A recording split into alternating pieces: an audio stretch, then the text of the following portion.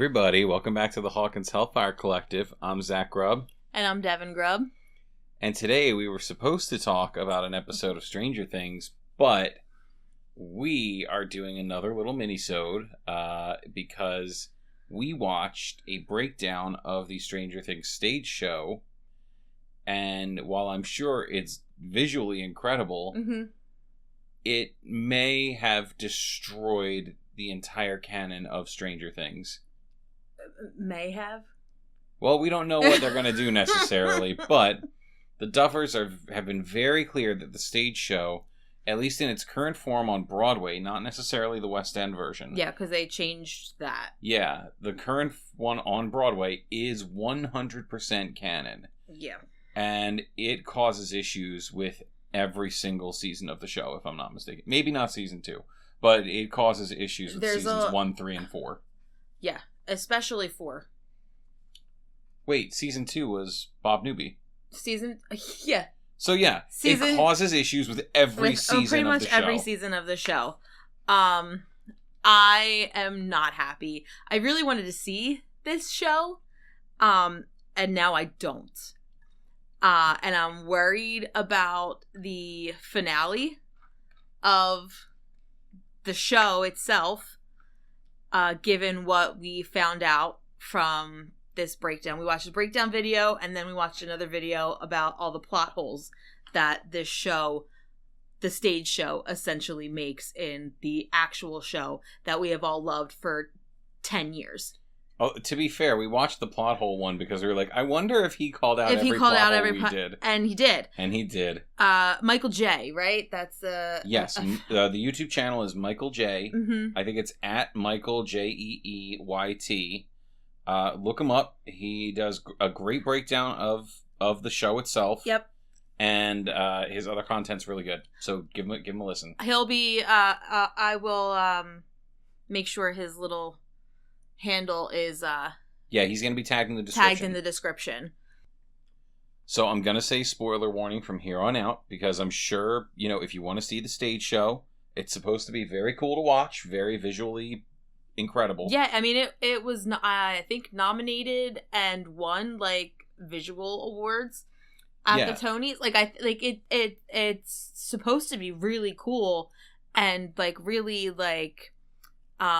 immersive and everything, which is awesome. That's great. And the little bit that you're allowed to watch on YouTube, the scenes, the clips, they look incredible. They do look really cool. The way it looks is not the issue. Yeah, no. So, spoiler warning, we're going to spoil the stage show, and we may end up spoiling the end of season 5. Depending. Depending.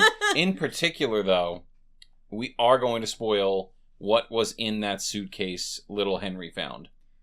Yeah, so just, Because it is flat out in the show, and it's one of the main reasons why, between that scene being included in season 5 and being so heavily linked to, his fear, and just the things the Duffers have said about Vecna being an unreliable narrator for season 4. That's literally... this is a major spoiler warning for season 5's ending, I think. We're gonna get to why they said it, and that makes me mad too. Because it's their fault. All of this is their fault. Because they don't remember what they did. They don't remember what they wrote. They didn't bother to look back at previous scripts or anything like that. And they just wrote this play. And was like, oh, well, the play's canon. Okay, but what about all the stuff that you put out there? The play's canon. I don't know that they expected it to be. I think they wrote the play for the West End. They wrote it for the West End, and then he said on the video that they did, because they were working on season 5. Yeah, when it was getting moved to Broadway, they decided to make changes from the West End version of it to yeah, so what you see, if you see it in London, you're seeing a completely different show than what you would see if you saw it in New York. Major plot points were changed to be in line with what they were writing for season 5, which is a problem. Yep. I think the easiest way to talk about this without getting too far into the weeds is to just talk about the major changes to the lore. And I think one of the biggest ones is Henry's age. Yeah. During the entirety of his backstory. That was, okay, first of all, uncovered by Vecna himself when he tells Elle his backstory, but also by Robin and Nancy. Yeah. Because they found actual news articles about this stuff. And, like, you could explain it away as being like, oh, well, maybe the newspaper messed up their ages or whatever, because it had that Henry was 12 and that Alice was 15. Yes. That girl that was playing Alice in season 4 did not look no 15. No, not at all. So, like, that's something you could explain away. Like, okay, maybe he was actually 15 and she was 12. Like, so that's not my biggest issue, but it's an issue. I mean, within the play itself, a major issue for me is the fact that Henry would be walking around perfectly fine after being involved with Brenner and the test subjects, or not test subjects, but like being involved with Brenner and his tests. And Brenner's just like, go off, live your high school life. Until everything hits the fan. Yeah. That makes literally no sense. It completely mischaracterizes Brenner. Yeah. Total aside. But anyway, so Henry in the stage show is 16, possibly 15. 15, if he skipped a year. Well, no, he could be a freshman in high school. They're all in high school. They are all in high school. And he goes to school with literally everybody's parents. Everybody's parents. Including Mr. and Mrs. Wheeler. Which, to those of you who paid attention in season 2, I think? No, it's season 1. It's season 1. Which he has that conversation when with? Nancy and Jonathan are doing their, like, target practice. Yes. And she explains about her parents, and she says that, like, her mom was young, her dad was older. And, like, it was kind of like they didn't necessarily want to get married, but they did because she was pregnant. One of those kind of situations, which makes sense given that the actors are far apart in age and they look far apart in age, so that makes sense. But in the play, they're in school together. He's on the football team and she's a cheerleader, and they go to school together. I'm sorry, no. And that, even if they're not, like, even if they don't play, like, a major part in the play itself, the fact that they are there in that school at the same time, it completely erases that conversation. That conversation... Or changes the conversation. It does, because that conversation was essentially the beginning of Nancy's character. Of not wanting to be this unfulfilled woman like her mom. That's essentially what she says, is she doesn't want to end up like her mom. Right. I think that's how the conversation starts. She says, I don't want to end up like my mom, and goes into how they got together. Right. And look, I mean, you could make an argument that you could still feel that way, the fact that she's married to Ted, that poor woman. But the age gap is, like, the inciting reason for why... Yeah. Like, she's forced to be a mother at a younger age, and, like, part of the story behind why Nancy feels the way she does and is the person she is, and that is no longer canon. No. So right there, season 1, major plot point for a major character, no longer canon.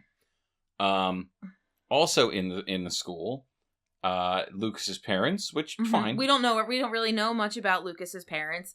We also Dustin's parents are there too. We don't really know much about Dustin's parents except that his mom loves cats. Well, his mom loves cats in the play too. Yes, she does. So Hopper and Joyce, obviously, they are main characters in the show. Hopper. We'll get. I already see you building up, hon. We'll get there. Because this was the thing that drove me to want to find out more about the show. Right. And I just got progressively more angry and frustrated. Also, Bob Newby is there. And we love some Bob Newby. We really do. It seems like in the show they really captured his character. Except he also has a sister who has never been mentioned. No. Who was, I think, in the West End show was adopted, and in the New York show was his actual sister, but like their dad had an affair with a student, and it really adds nothing to the show, but like it doesn't, whatever. Point is, whatever. He has a sister And she is Henry's love interest Yes. in the show. Yes. So, Bob Newby has a sister that nobody's ever talked about before, who was very close to incredibly supernatural stuff happening, who experienced all this, like, Stranger Things, Vecna stuff in the early days, and, you know, doesn't really care that Bob is dead in the future, never checked in. It's so weird. Not only that, like, she gets, like, messed up at one point in the play, and Bob finds her. Yep. That's not gonna stick with you as an adult, like, when you're he finds their dad too, doesn't he? Yeah, All like messed up in the Creole house. Yeah, like when your girlfriend that you're dating, I'm back to the regular show now. When your girlfriend that you're dating is having, like, her son is having these weird supernatural experiences, you don't think that it might be important to, like, oh hey, remember when we were in high school? Because Joyce Hopper and Bob are investigating the murders of all these animals around the town, these pets. And hey, big surprise, Henry's behind killing the pets, but it's not actually Henry. We'll get to that. So they're investigating that, and during their investigation, they run into a bunch of stuff. Lights flickering. Strange things happening. Okay, yeah. So we're coming back to credit to Michael J. He also called out. What's up? Oh, I need a Band-Aid. You cut your thumb. I cut my thumb. You go get a Band-Aid. I'll talk. Jeez, hun. All right. So credit to Michael J. for calling this out, but the entire plot of Stranger Things season 1, for a good portion, revolves around Joyce with the lights in her house and how Will is communicating to her through the lights, and everybody thinks she's crazy, and all of the power surges are just regular things that are happening. There's nothing supernatural going on here. She, Hopper, and Bob all experienced this as teenagers.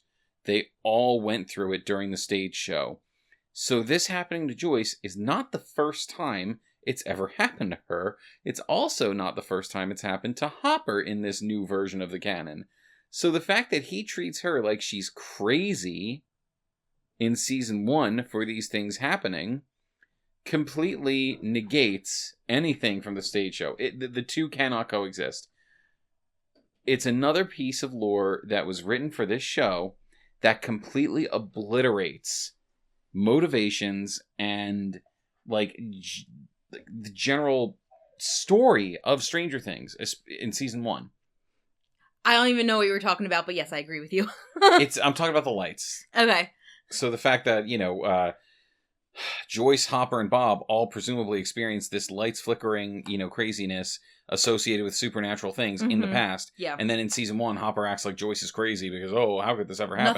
Nothing ever happens in Hawkins when there was a series of serial pet murders that were blamed on Henry Creel's father. Did he get like a what's it called? Like the Men in Black device? Did, like, Henry Men in Black all of them? Is that he got flashy thing? Right, like, is that how they all forgot these things that happened? Like, and what bothers me a lot, and this is what made me want to look into this show more, I had mentioned it in our previous episode, which we literally recorded that and put that out and watched his videos, and we're like, oh my god, why you can't tell me that they they experienced all that stuff, and then there's no way that they don't know that Vecna is Henry Creel. Okay, so grace to give here because we don't see the time skip between season 4 and season 5, but, like, if they had these conversations off screen, why in God's name was it off screen? Right. Why isn't it being talked about?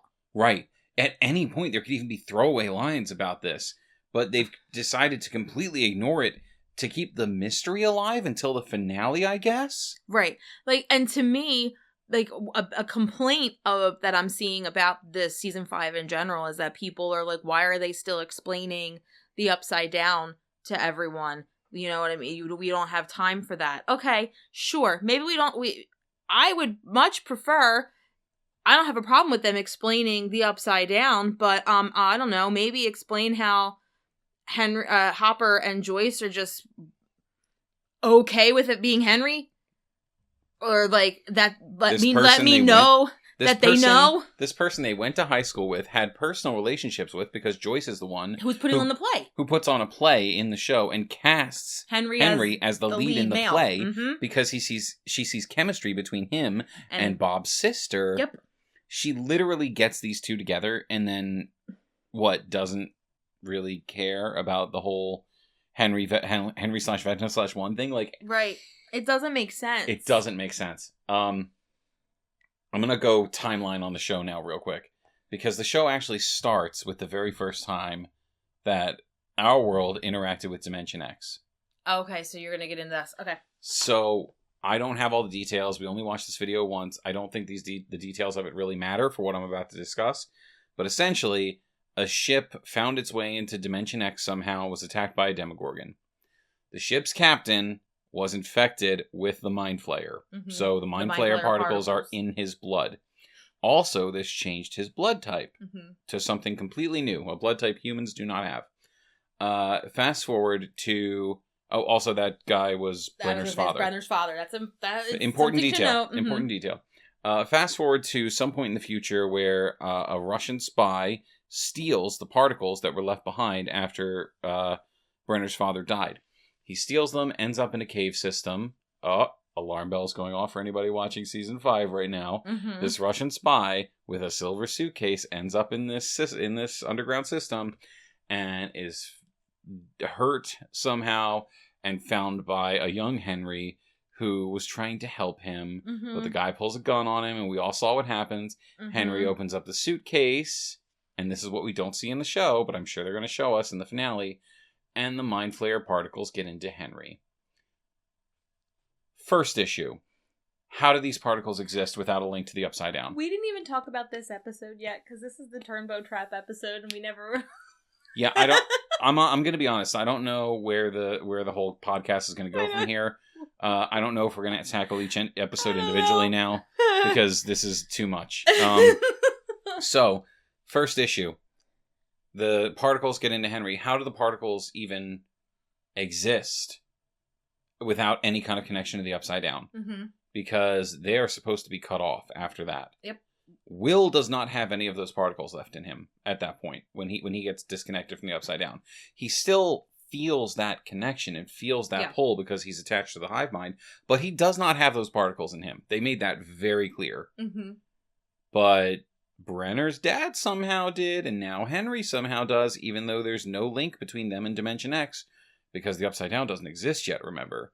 They somehow made a portal directly into Dimension X, which I guess is also what 11 does in season 4 when they show her as a little kid. Mm-hmm. Right, because the Upside Down exists because Henry made it exist, because he's pulling the dimensions together. Yes. Yeah, anyway. So that's plot point number 1. And then for the entire show, we're essentially made to believe that Henry is just this poor kid being controlled by the Mind Flayer the same way Will was. Yep. Does bad things, tries to fight against it. But it's always the Mind Flayer's influence. It's always the Mind Flayer, the Mind Flayer, the Mind Flayer, the Mind Flayer, the Mind Flayer. So, let's roll this back to season 3, where they thought the Mind Flayer was the big bad. Mm-hmm. If the Mind Flayer was the big bad from the very beginning, why did we go through any of this? Right. Why did we introduce Vecna? Right. Why did we write all this backstory? Right.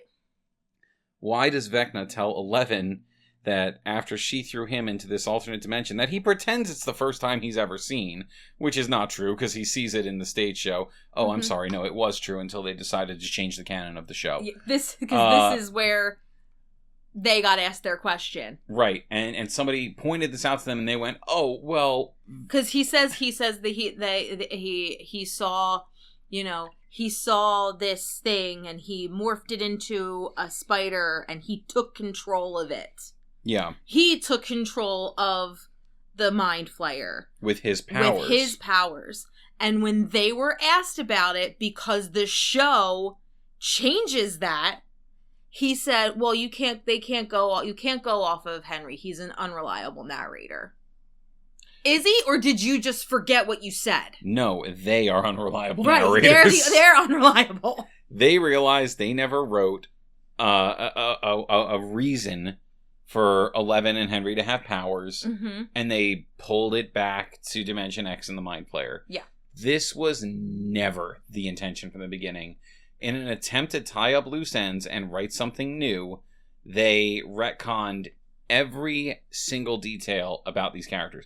I mean, I don't even know if you can call it a retcon, because I don't think they ever had an explanation for why they had these powers. No, they didn't. And it was just, it was MK Ultra stuff. It was, the U.S. government experimenting on people. Experimenting on people and all that, everything. And that's good enough. You didn't I didn't have need to anything do this. else.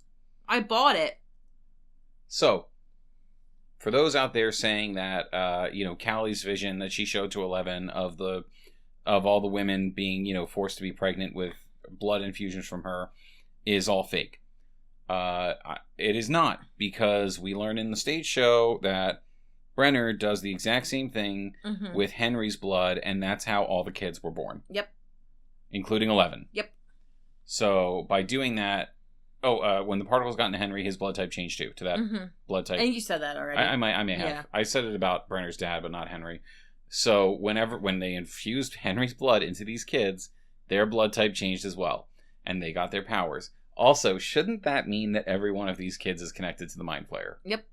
It should. Because if that's where Henry is getting his powers, that means that's where they're pulling their powers from too. Right. Except none of them are connected to the Mind Flayer. None of them. So, none of this makes sense. It doesn't. I feel like we're just like rambling and shouting, and I'm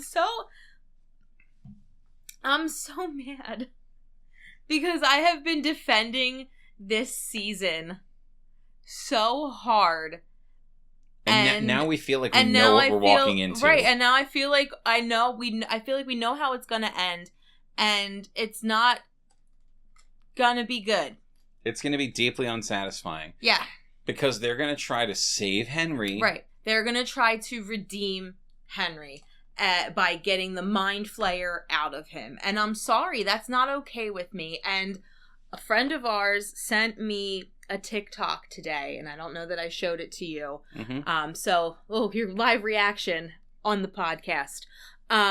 It was like the Stranger Things cast trying to avoid spoilers or something along those lines, and it was Millie and Noah Schnapp, and the question was something about like what villain something. So what was like the most surprising thing about like a villain or something along those lines?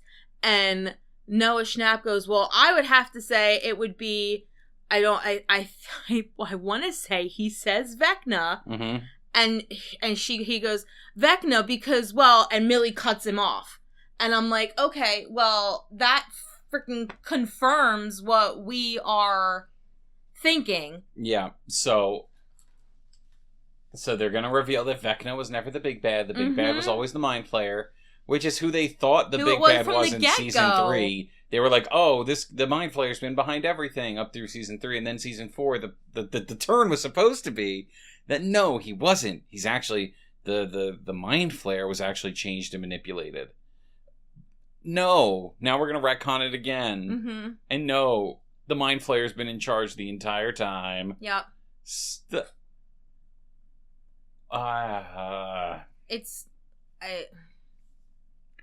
It basically throws out all of the lore and canon of Stranger Things for, I guess, shock value. Yeah. But if you've seen the stage show, you know this is coming. Yeah. There is no shock value. Yeah.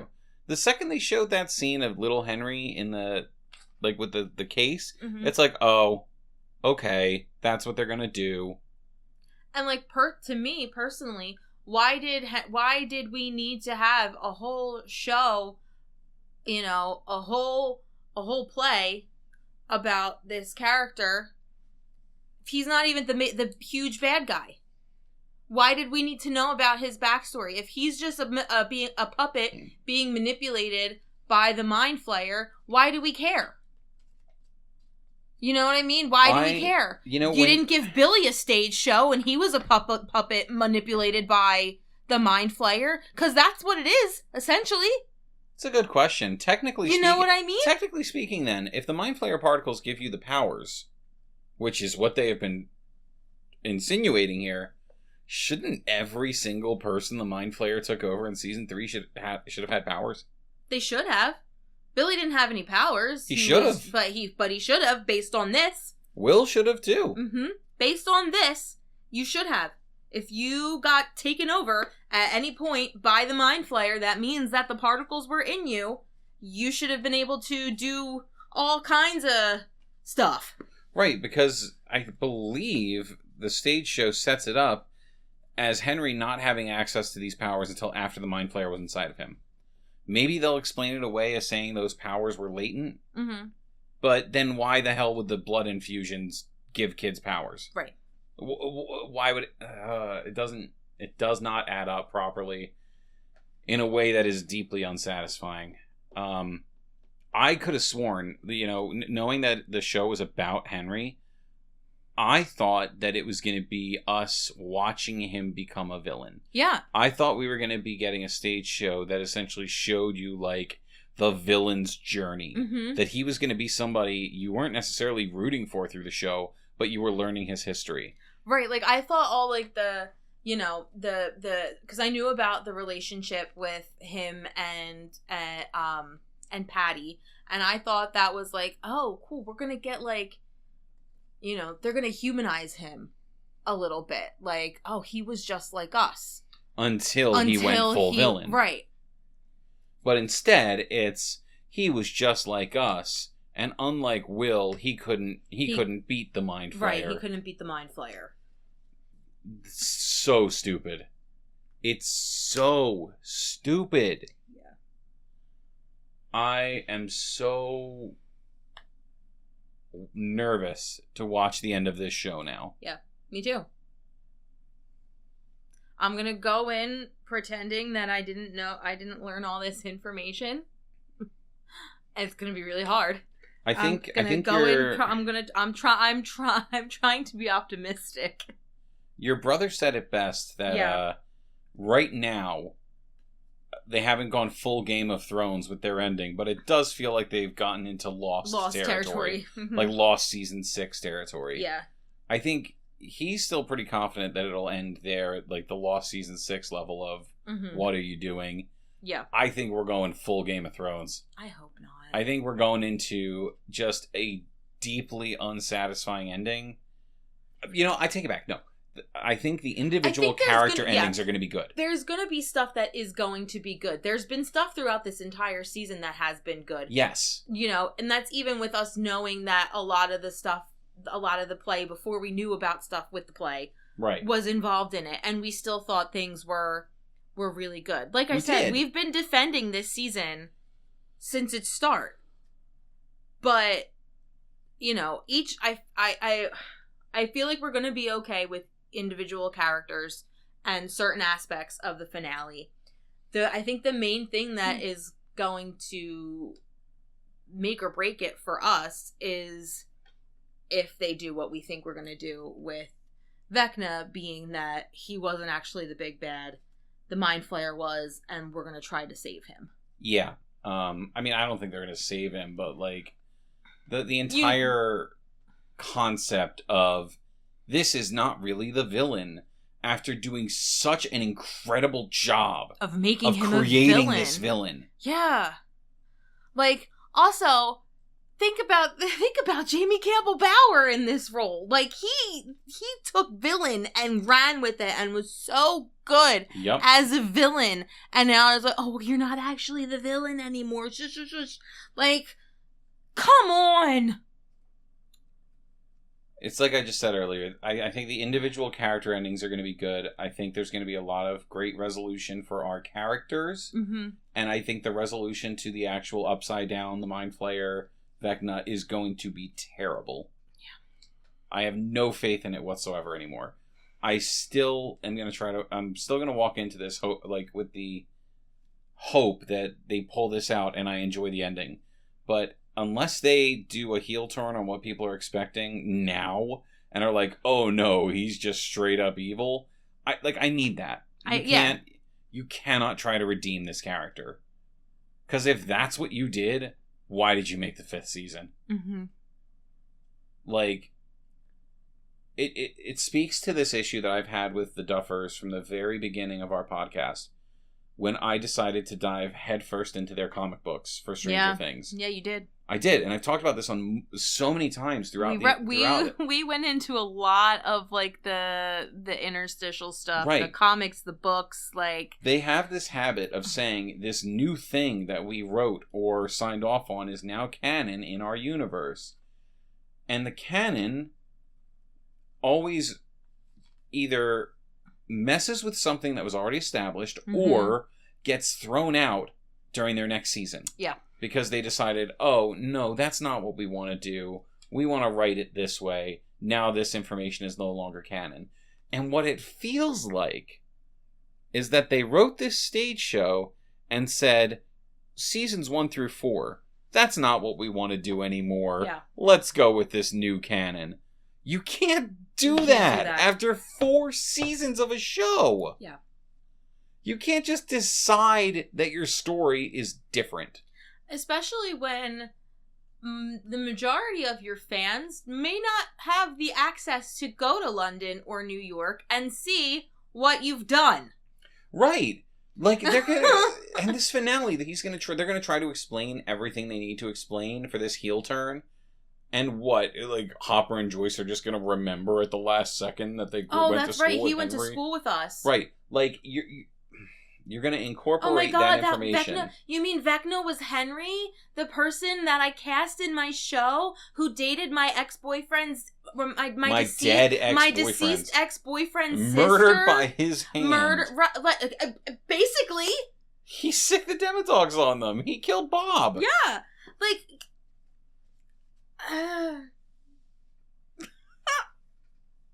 It's...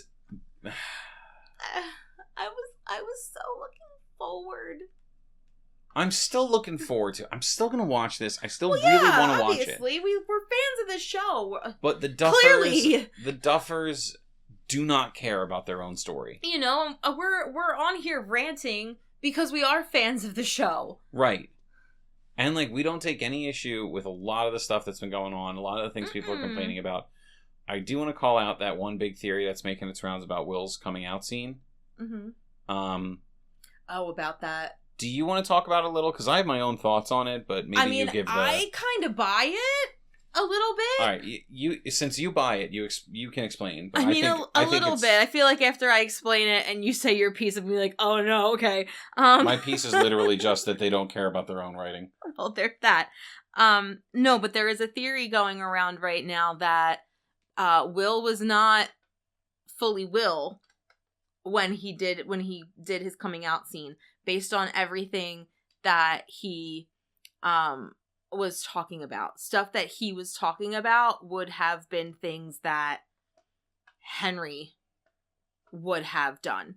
So, like, he talks about going and getting, like, malted milkshakes at Melvald's. Well, Melvald's is not a restaurant. Melvald's is a... it's a hardware store where Joyce worked. Now, she did work there in the show, but it was a diner in the show back in the 50s. This is the 80s. It would not have been a diner where they could get milkshakes if Joyce is working there in 1984.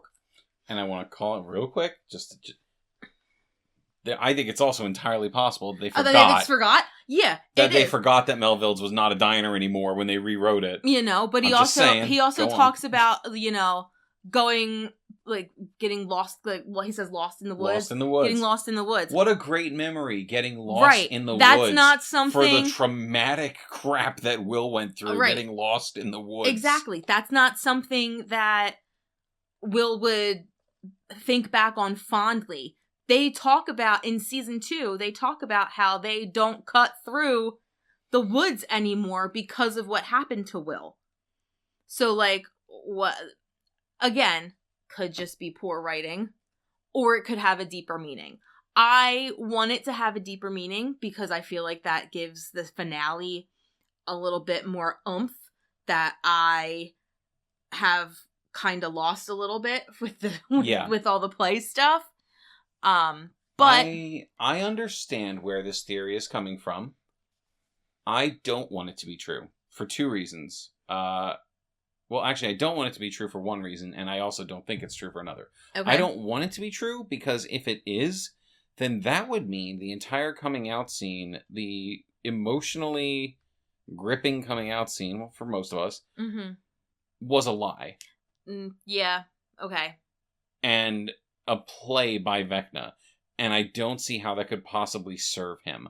Other than to bring Will along and for him to be close by so he can control him again. I've been played. What do you mean? Because I believe the majority of the people who are saying this theory are Byler shippers. Oh, are they? Yes. Okay, well, look, we're not going to get into that. We're not going to get into that. But we'll say that's my reason for not wanting that to be the case.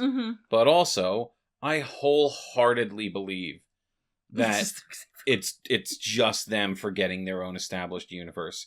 Because time and time again, they have thrown away pieces of their world and forgotten about them.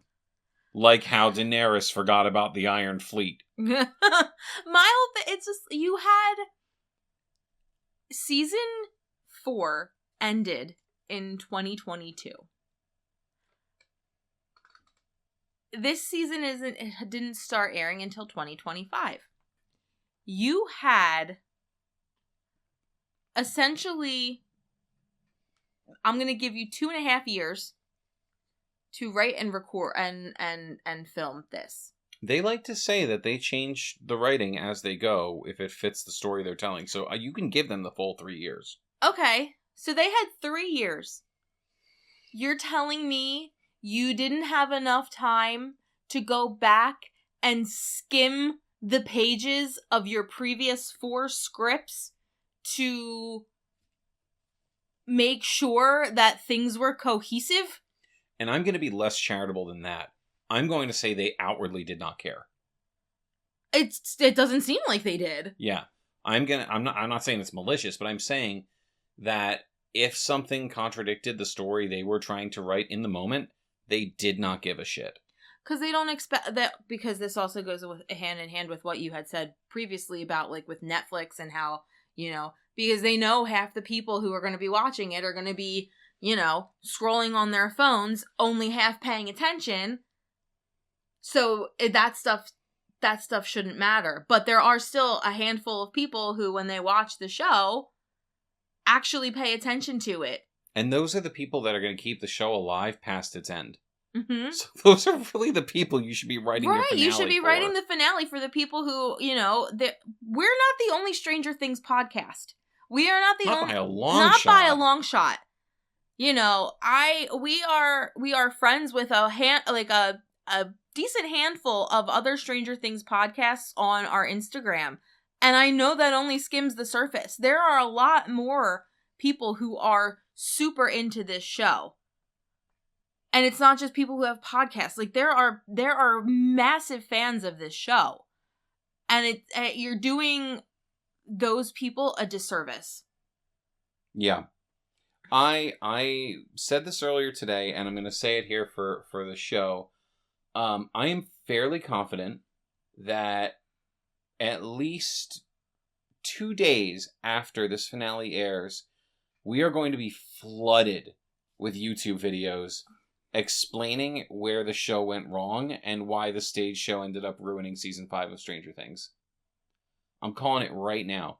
I'm willing to bet somebody has something written and produced about that the same day. Ready to hit that that post button. I believe it. I believe that, like, hours after it airs, there will be a video, some Stranger Things fan at midnight on New Year's Eve is going to be producing and releasing a video about how the stage show ruined season 5. And I feel like that's going to be, like, the legacy of Stranger Things. Mm-hmm. And I'm terrified of that. I don't want that to be the case. I don't want that to happen. So, I mean, it's too late to do anything about it now. But let's see where this goes. Let's see where this ends. Make sure you check out that channel we talked about. We're going to link it in the description of this video. Watch the synopsis before tomorrow. I'm literally going to put this out today. You probably won't have time before you watch the finale of Stranger Things, unfortunately. But you know what? Come back here after you watch the finale, and you'll see how right or wrong we got it here. Yeah, I mean, you might. It airs at 8 o'clock. So. And we're going to have this recording that we're doing right now up like first thing in the morning on New Year's Eve. Sounds good to me. So I guess we sign off, right? Yeah. We'll be back. We'll have more things to discuss. We have a whole finale to watch and discuss. We do. Maybe we'll come back and we'll discuss certain elements of the other episodes, because there's a moment in the 4th episode at the end that we didn't talk about because we didn't do that episode, and that was amazing. And I don't care, it's still amazing. Yeah. Yeah, it is. All right. Well, signing off from the Hawkins Hellfire Collective, I'm Zach Grubb. I'm Devin Grubb. I hope Dusty Buns gets it done. Dusty Buns will get it done.